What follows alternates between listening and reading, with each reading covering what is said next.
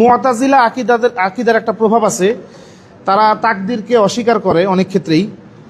তারপরে কবিরা গুনার ক্ষেত্রে তাদের আকিদা হচ্ছে কবিরা গুনার যে করছে সে যদি বিনা তওবায় মারা যায় তাহলে সে চিরস্থায়ী জাহান্নামী।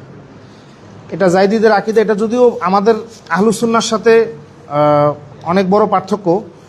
একটা ব্যক্তি যত বড় গুনাহই করুক না কেন, যদি ইমানের মিনিমাম শর্ত পূরণ করে সে মারা যায়, আমরা আহলুস সুন্নাহর মত অনুযায়ী জানি যে সে কোনো না কোনো পর্যায়ে নাজাত পাবে। কিন্তু জাইদিয়ারা মনে করে যে সে কখনোই নাজাত পাবে না যদি তওবা করে না মারা যায়। আর শিয়াদের আরও কিছু উপদল আছে, আমি সামান্য করে একটু বলি। শিয়াদের একটা মত আছে, গুরাবিয়া নামে একটা উপদল আছে। ভাই 1 মিনিট শেষ করে দিন ইনশাআল্লাহ, শেষ। এই গুরাবিয়া উপদলের মতে জি গুরাবিয়া উপদলের মতে জিবরিল আলাইহিস সালাম আসলে দুইটা কাকের মধ্যে যেমন আমরা পার্থক্য করতে পারি না, দুইটা কাক দেখতে একই রকম, তো তিনি মুহাম্মদ সাল্লাল্লাহু আলাইহি সাল্লাম এবং আলী রাদিয়াল্লাহু আনহুর মধ্যে এত বেশি সাদৃশ্য দেখছেন যে তিনি পার্থক্য করতে পারেন নাই। ভুলক্রমে আলী রাদিয়াল্লাহু আনহুর কাছে ওহী না নিয়ে গিয়ে তিনি ওহী নিয়ে গেছেন মুহাম্মদ সাল্লাল্লাহু আলাইহি সাল্লামের কাছে। এটা হচ্ছে তাদের মত। আর নুসাইরিয়া নামে একটা আছে, তারা এই যে সিরিয়ার যারা শাসক ছিল হাফেজ আল আসাদ, বাশার আল আসাদ, তারা সরাসরি আলী রাদিয়াল্লাহু আনহুকে খোদার পর্যায়ে নিয়ে যায়। আমি সময় সংক্ষিপ্ততার কারণে আসলে তাদেরকে নিয়ে বলতে পারলাম না, দুঃখিত। আসলে আমার আলোচনাটা আরও সংক্ষিপ্ত করে প্রস্তুত করা উচিত ছিল। তো জি, অনেক উপদল আছে, তাদেরকে অনেকগুলা শিয়ারাই বলে যে তারা আর শিয়া না, তারা ইসলাম থেকে পুরাপুরি বের হয়ে গেছে। তো এই হচ্ছে শিয়াদের আকিদার সার সংক্ষেপ। জি, আমার কথা এখানেই শেষ। আসসালামু আলাইকুম রহমতুল্লাহ।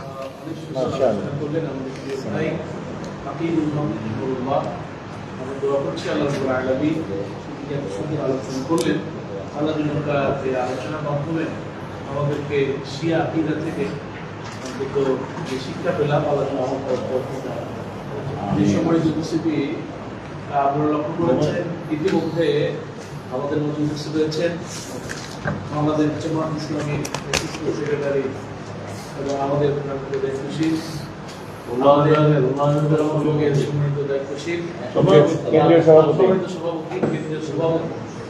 আমাদের রাহবার আব্দুল হালিম হাফিজাতুল্লাহ। আমরা আমাদের এই উপস্থিত সাথে করে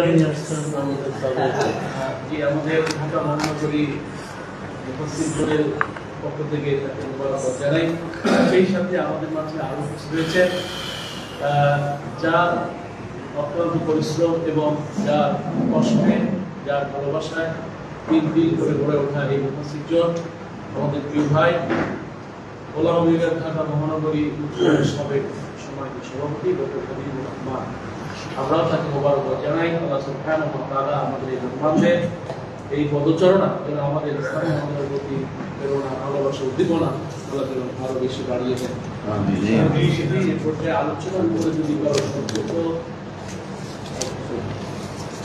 আলোচনাটা হয়ে গেল, এর উপরে সংক্ষেপে 2 মিনিট যদি কোনো সংযোজন থাকে বা কোনো রকমের ক্লারিফিকেশন থাকে তাহলে 2 মিনিটের জন্য দিয়ে আমাদের কিছু জানার বিষয়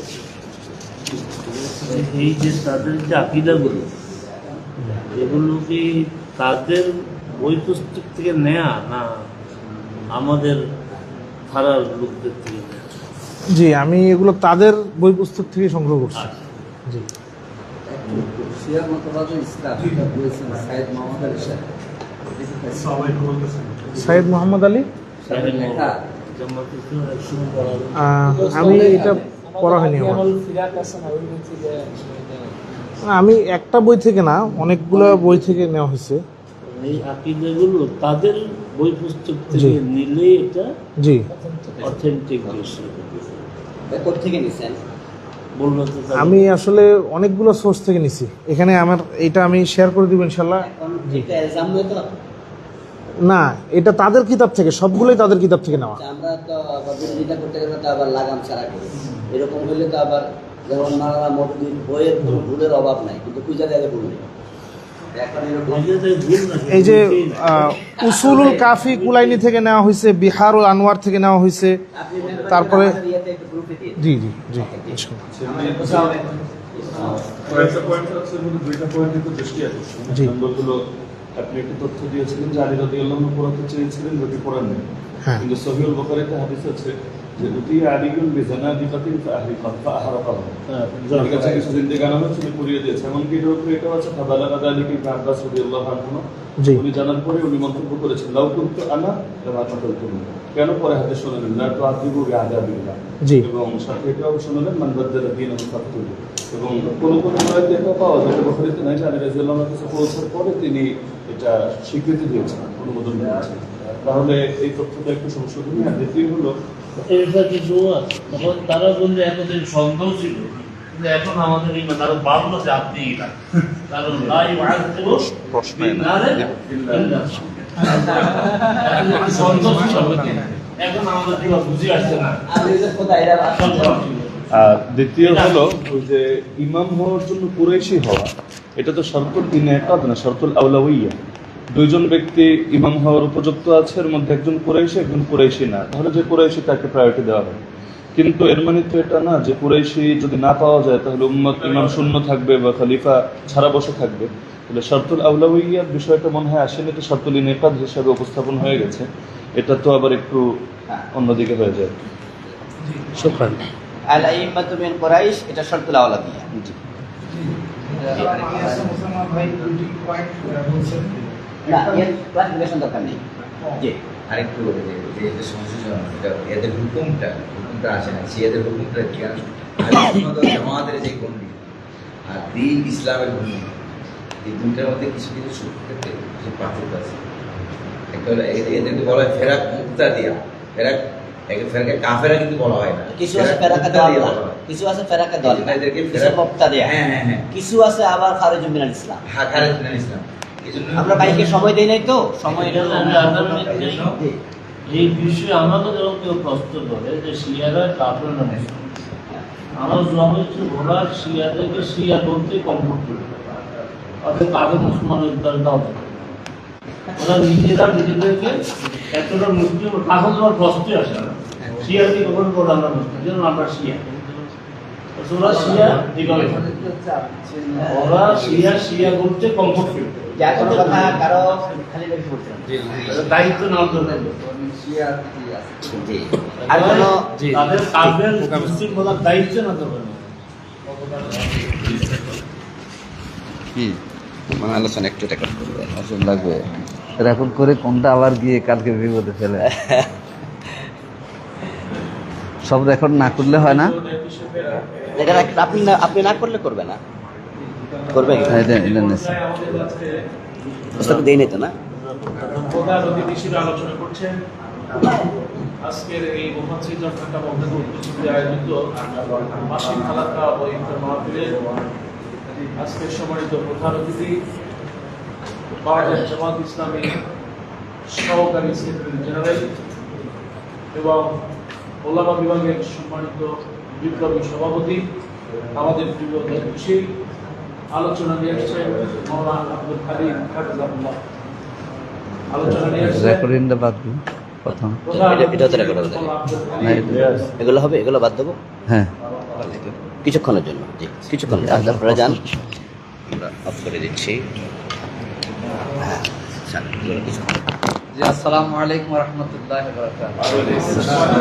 কেমন আছেন হযরত? আলহামদুলিল্লাহ।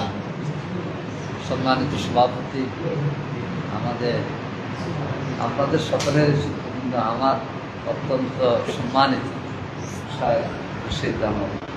হ্যাঁ, তো রশিদ উনি কিছু বললে না করাটা অন্যায় মনে হয়।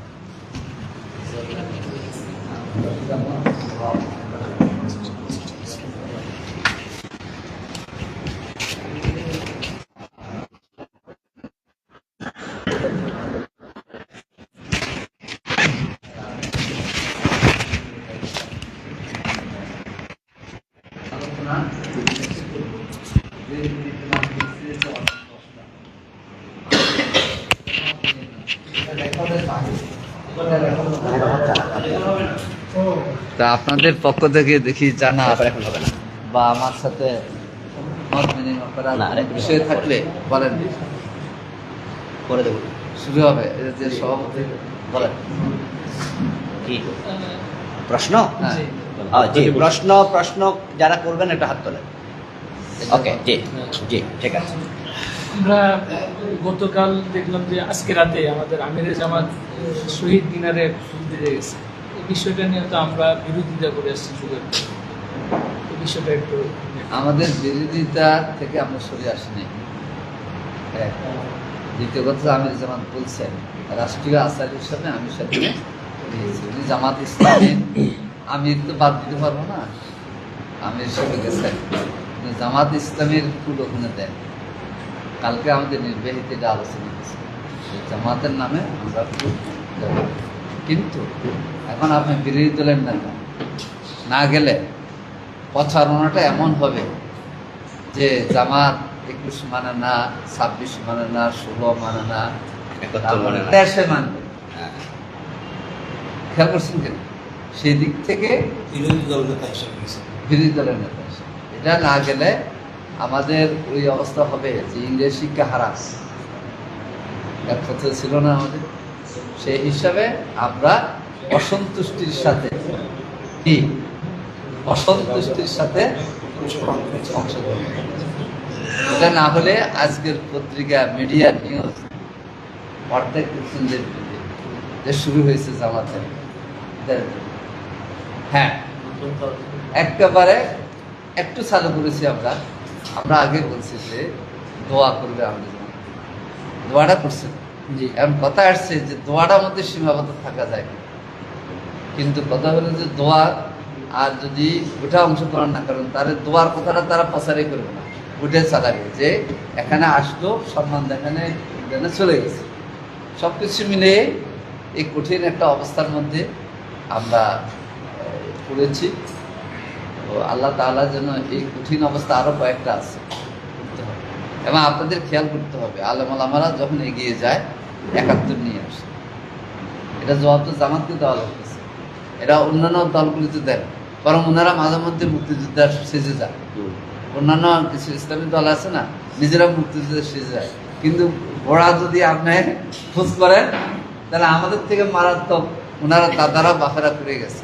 এটা আর কেউ বলে না, সব দায় সব দায় জামাত ইসলামী।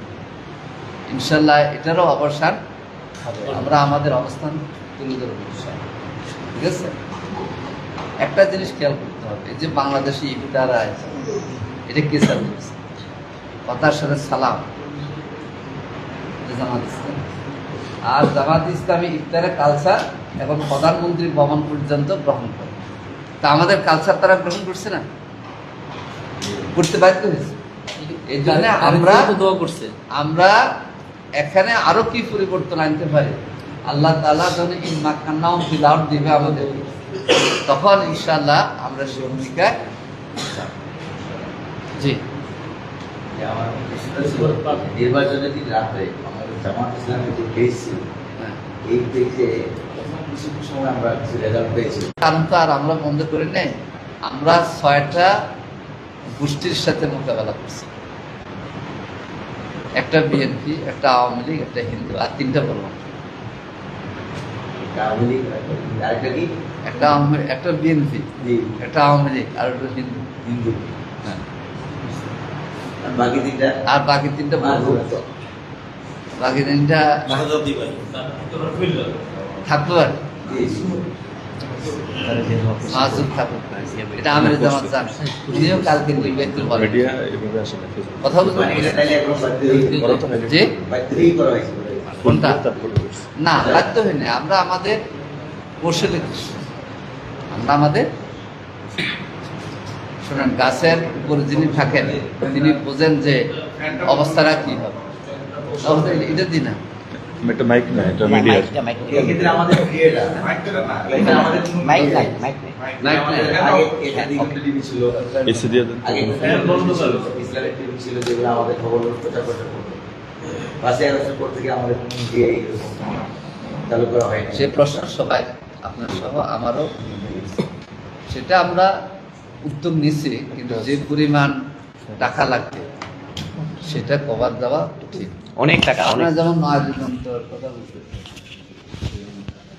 এটার যে জায়গাটা আছে